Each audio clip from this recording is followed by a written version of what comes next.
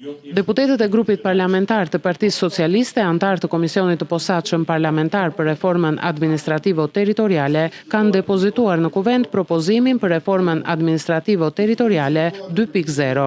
Ky propozim u është përcjell njëkohësisht edhe kryetarëve të bashkive dhe këshillave bashkiak në të gjithë vendin. Sipas këtij propozimi, skema aktuale bashki njësi administrative zvendësohet me skemën bashki qytet njësi administrative. Qyteti merr një rol më të qartë në planifikim, përfaqësim dhe organizimin e shërbimeve, me një nënkryetar përgjegjës për koordinimin administrativ. Ky model synon ta paraqesë bashkinë si të vetme njësi të vetëqeverisjes vendore, me një kryetar, një këshill bashkiak, një administrat dhe një buxhet të vetëm. Ajo parashikon konsolidimin e disa bashkive ekzistuese. Konkretisht, parashikon konsolidimin e 28 bashkive aktuale në 13 bashki, ndërsa nga 61 bashki që janë në total në të gjithë vendin, me reformën e re mbeten 46.